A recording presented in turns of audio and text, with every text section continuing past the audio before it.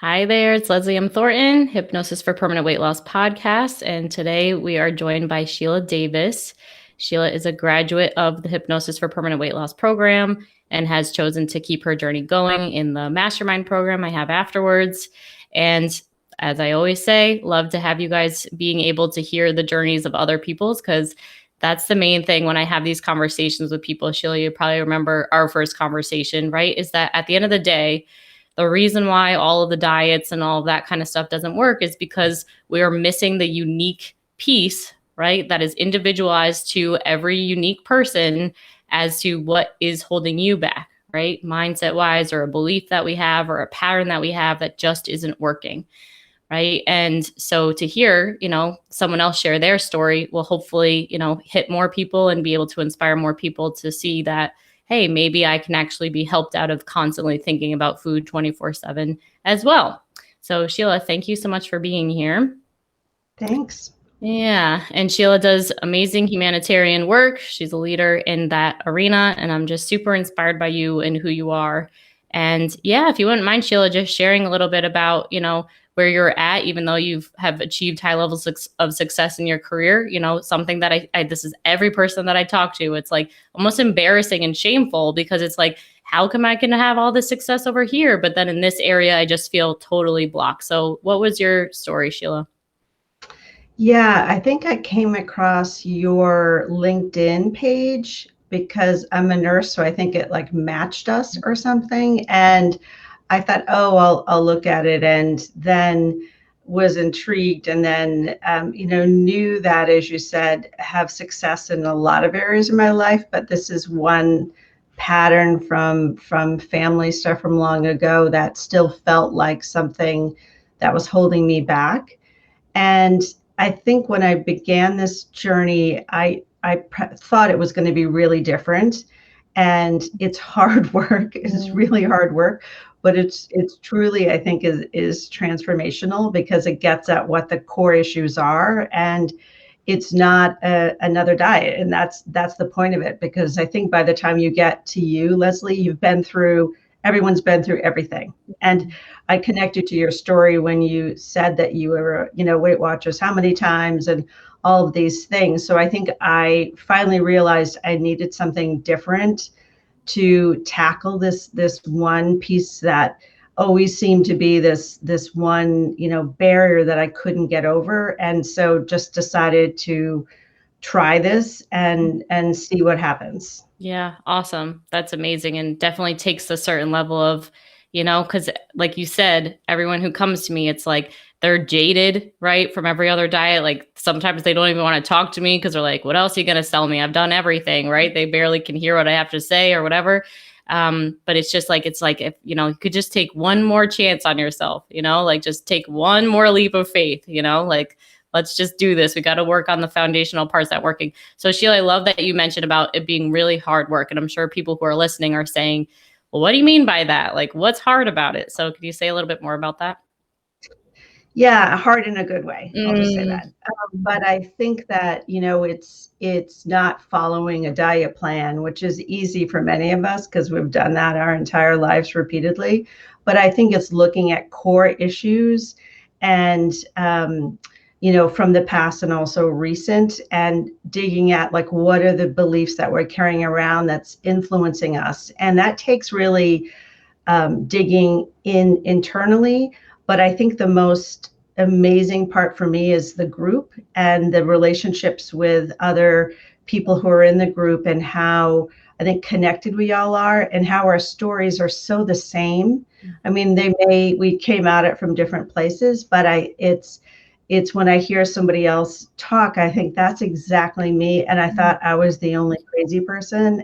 And it's not crazy. It's just how we've been patterned. So I think it takes time and energy to be introspective, and also to participate in being part of a group and being accountable to part of a group. And that, I think, to me has been the difference, because it is internal and external, and not just accountability for myself, but accountability to others and you, and kind of the whole process, which to me was a huge difference, because I couldn't just walk away. Absolutely. Yeah, 100%. It's kind of like you choose to put yourself in this container that I can't back out of. So I have to face some of these things that normally, right, we kind of run away from, or we, slap a diet on it to try to make it better for a little bit of time, but then end up in the same place where we feel like a failure, right? And give up on that and eat a whole bag of chips or whatever that thing is for us. 100%. Yeah. And, talking about the hard parts and all of that. And something I love that you said, Sheila, was around, I'm not the only, like, I'm not actually crazy. This is just the way that I'm patterned. Right. So, and I see that all the time where I say to people, like, how long have you been believing that you're crazy? Yeah. And they'll be like, oh my God, like my whole life I've been burying this stuff, forever. And then what happens, and I'm going to ask you in a second, Sheila, if you would share about, when we believe that we're crazy, right, then sometimes it creates more crazy behaviors, right? So like, what are some of the things that, that made you feel like you were crazy before you found out that everybody else deals with this as well in the group? I think, there's a lot of guilt, there's a lot of shame, there's a lot of thinking you're weak or you're a failure because you can't kind of tackle this mountain, and it's not an easy fix. If it was easy, we all would have done it years ago or decades ago, depending on how old we all are. But I think that hearing other people also who have, the scale dictated whether it was a good day or a bad day, which made no sense remotely based on you look no different to the outside world. And hearing somebody else say that, I thought, wow, like I did that for so long. And I never told that to anybody, but hearing somebody else say it, it kind of validates that it is this belief that we've accepted, and it's only by repatterning that we're able to, I think, change that. But it's changing your mind as well as your behavior, and I think that that's the way, to me, that this is the way out of this kind of rat race or trap that I think was definitely defined a lot of my teenage and adult years. Absolutely. Makes so much sense. And, what you're saying around, those behaviors and the shame and having the group to be able to really, kind of come out of that stuff. Yeah, it's such a healing journey to be able to, again, know that you're not alone and all of that kind of stuff. And yeah, and so I'm just curious, like, out of all of the, things that you've gotten, right, what would you say has been the most transformational thing? And maybe that's just it, of knowing that you're not alone, but what would you say that is for you? I think certainly the group and being part of that has been huge for support on so many things in life. Not, the food becomes so far down the list. And I think that's part of the win, is that it's not about food. It's really about so many other things. And I saw that in other people before I saw it in myself. And so I think that that's been really powerful. But I also think, doing the hypnosis was, and imagining what I want life to look like, and the really tangible parts of that I saw had impact, almost immediately. I mean, still I have a long way to go, but I feel like some of the first hypnosis about where you're visually, putting things in a basket, which seems really simple, but that was extremely powerful. And I think that's what hooked me, that, oh, I'm feeling differently even after doing this, which took it was like 11 minutes a day. I literally knew how long it was because my life is so packed that it's, for me to say I'm going to do this. And then when I looked at the time, I thought it's literally 11 minutes a day. And if I can't commit to do 11 minutes a day for myself, there's many other larger issues. So I think I had many excuses of why I couldn't do things. But when I finally was like either you want to change or you don't, and then saw that it really is a small amount of time, that I said, I'll do this a day. And then more and more, then you really see that it impacts all aspects of your life. And then the other, pieces of work and the meditations and things like that, the vision board, like there's a lot that I think has been really transformational in just being able to do it and say it and commit to myself that I'm going to make that time to do that. That's huge. Absolutely. Especially with busy working professionals, right? It's like that is something we hear all the time. It's like, I don't have enough time to do this. And it's like, we get on the phone together when I have these conversations, like, you can't afford not to make the time, like if this keeps going on, right, where you're just burnt out, not taking care of yourself, for the next 10 years, like, where do you think you're going to be? And it's like, and I always say to people, and you get it because you're a nurse as well, it's like, you're either going to pay for it now or you're going to pay for it later when you don't have your health anymore, Right, and, right.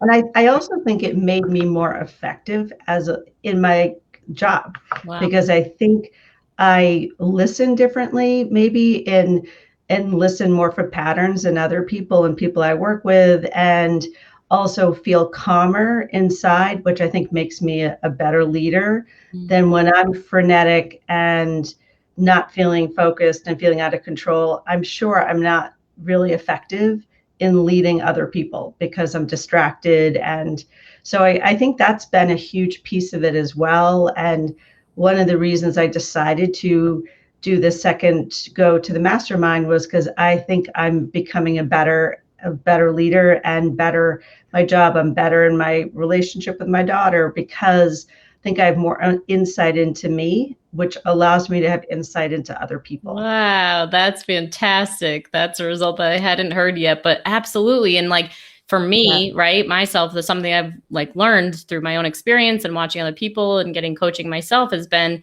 if you have incomplete parts within yourself, right? Such as, I can't figure this food thing out, right? And your mind is thinking about it 24/7. It's impossible to be present, right? With other people, or like be able to extend yourself and like you're saying, recognizing what other people might need or whatever. It's like, because your needs aren't met. So, I take it as a responsibility as a leader to identify, like, where am I out of integrity or where do I need support, right? Make sure that I do whatever it takes to make the time and, hold myself accountable to that so that I can be present, right, for all of you and, everybody else in my life that I lead, in parenting as well, just in general, and I talk to so many parents and, they're like, they're in that place where they're like, okay, well, I need to make sure that my kids have what they need, financially. Right. And I'm 24/7 in my own head about food and body and weight. And it's like, okay, but, can we see that this is also impacting, right? Like, your kids don't have a mom technically because she's over there in left field. She's physically there. She's not actually able to pay attention. So I love that you're saying that. It's fantastic. And so right out of Sheila's mouth, right? 11 minutes a day and already noticing those changes. And that's what I had to say to myself, because literally I could be booked 24 hours a day because it's all different time zones I work in. So it can, be from 6 a.m. till 9 p.m. And I've managed to probably make 90% of the classes, which is amazing to me, because I would have never thought that I could do that. But I do it, and I'm still function at my job and probably better at my job because I take an hour and a half or an hour or 20 minutes to do something. That I think we use busyness as an excuse a lot, and I know I did, because it's another distracting tendency rather than really addressing things. 100%. It's like, you got to slow down to speed up. I know when I first started practicing hypnosis and meditation and all of that kind of stuff, I had the same thing. It was like, my to-do list was my best friend. I'd start every day with a whole list and like, let's get going. Like, I don't have time to sit down for 20 minutes and meditate or do hypnosis. But what I found was that once I did that, like 95% of my list didn't even matter anymore. Are actions really going to get me where it is that I want to go today? Or is this just keeping me busy? So being able to slow the mind and then get present to what actually matters, right? And then taking action on those things. And then life started really working for me. So for those of you out there who are thinking, I don't have time, it's like, again, you don't have time to waste on not doing this. Like, it's a game changer, 100%.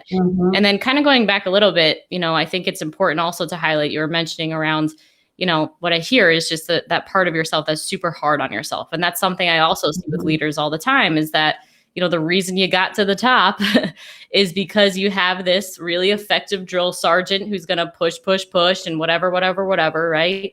And when it comes to food and body and weight, like, science has proven that, trying to, drill sergeant your way out of it and be hard on yourself, like that's the reason why it's not working, Yeah. and then actually learning how to be compassionate with yourself and being at peace and sit with your emotions, right? It just completely allows yourself to make different actions. I just did a coaching call earlier today with a woman in my program, and going into the body and kind of feeling emotions, just completely not something that she feels great about doing, right up until this point. She actually faced that and kind of went into it today, but really looking at what's the cost of continuing to stay attached to these beliefs and hold on to that pain and all this. And it's like she's not able to relax. Yeah. Right? Just can't relax at all, which causes her to have the crazy behaviors later, because eventually like our willpower fails, Mm-hmm. and then, we're back in the closet binging. So Mm-hmm. yeah. So, and then tell me, like, how do you see it as your relationship between feeling your feelings and then the way that it changes your food behaviors? Yeah, I think for me, I think I didn't realize a lot had to do with grief around losing my parents and my sister within 5 years was really hard. And I think because my job is also super hard, I just pushed all of that away. And if someone had said, "Oh, you're gonna figure out and deal with grief," if someone had said that to me, how many months ago, I would have said, "That isn't what I'm here for." Mm-hmm. But that truly has unblocked a huge amount of me. Dealing with food was a way to disassociate and to like zone out because I didn't want to deal with grief. And so I think that allowed me to,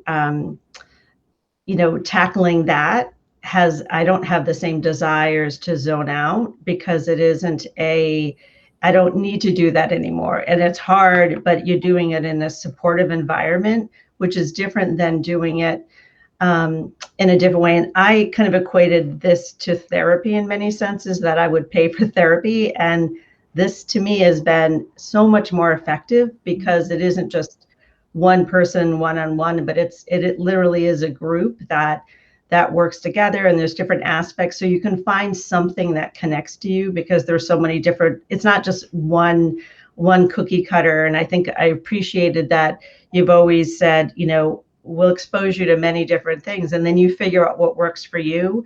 And probably all of us have a different combination, but I think it's being exposed and hearing from other people. But I think pushing out and realizing a lot had to do with grief allowed me to see that I was looking for ways just to not think or be inside myself. And that's what I've spent a lot of time working on. And I think has made a huge difference. Wow. That's amazing. 100%. I'm so glad you said that because, that's exactly what we do. We numb away that pain, and we don't even know that that's the thing. All that we know is that we hate the way our body looks, and we hate that we're eating, and we feel guilt and shame about it. So it's like, don't tell me, like, but then when we actually start to slow down the mind, right, and get more in touch with the body, it's just a natural effect where it's like, oh yeah, like I am deeply mourning my parents or my brother, whoever has passed away. And our body can't, not feel those things. Like it's just a natural thing that we have to process it. And if we don't,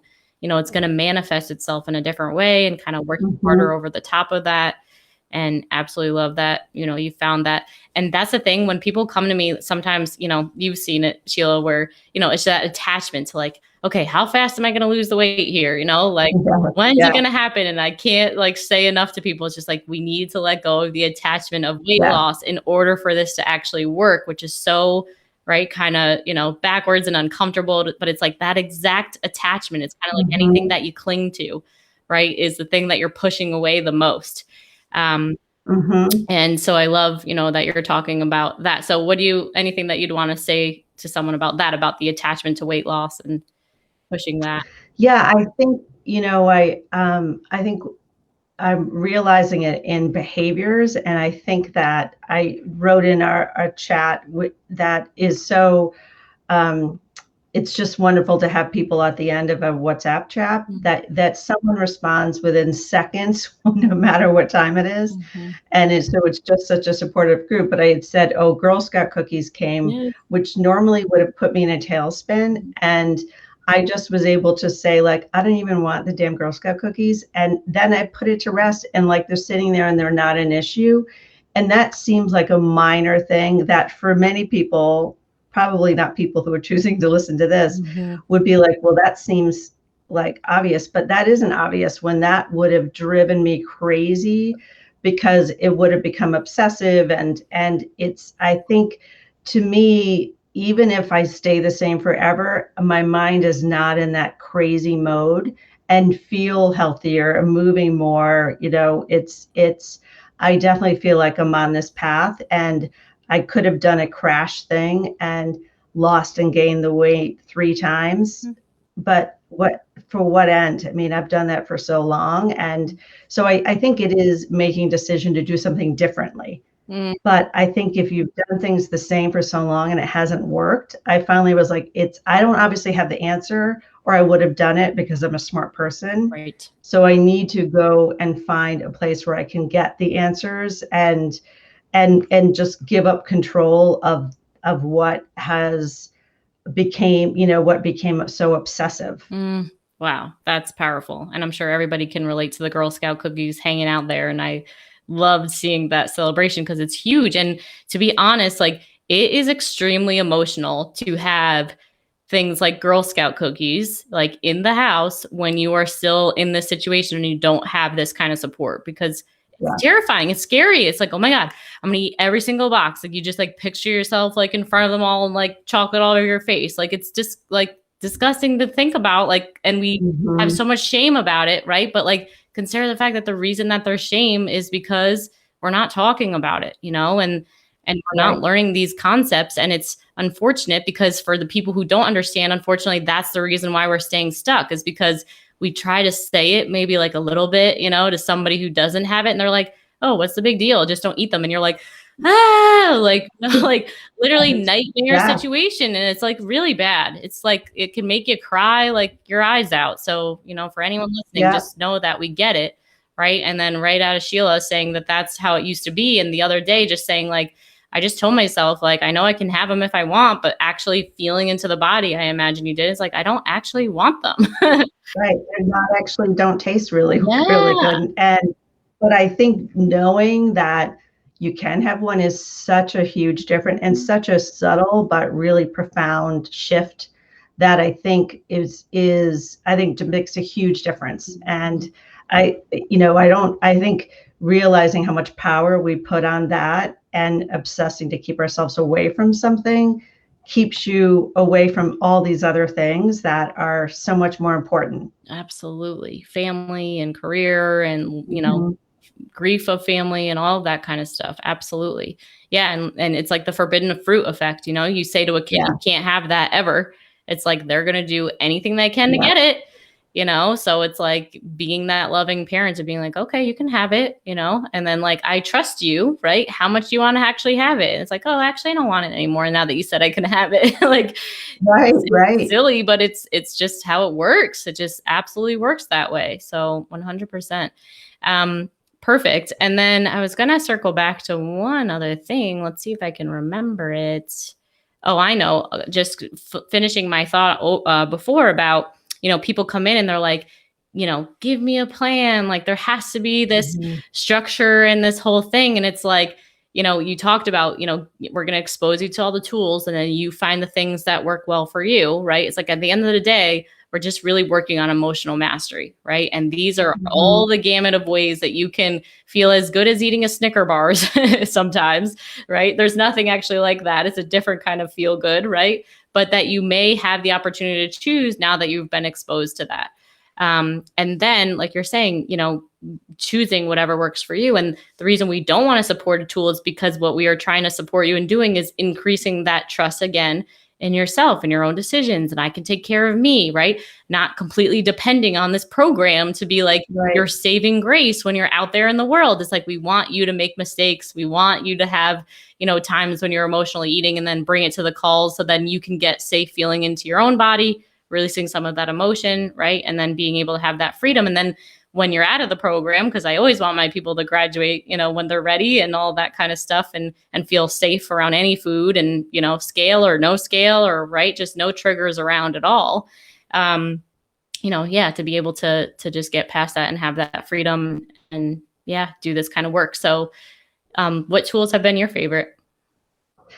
Yeah, I think just to kind of follow up on that, I think it's building trust in yourself. Mhm. And I think that is because, we're not going to be in the program forever, or circumstances change, or there's something. And I think if you don't trust yourself, then it's the minute you don't go to a Weight Watchers meeting, then you're off, or your points, or whatever it is now. Yeah. But I think for me, it definitely has been the meditation has been huge, and the hypnosis has been huge, and then participating and being part of the conversations. And again, it's often not about food; it's about other things of how we've trained our minds, and how do we. And again, when you're hearing about it from somebody else, it's so different than yourself, Mm. because you comfort that person, and then you think, well, why the hell am I not being nice to myself? Yes. When somebody else said it, I was like, that's, of course you should be kind to yourself. So I think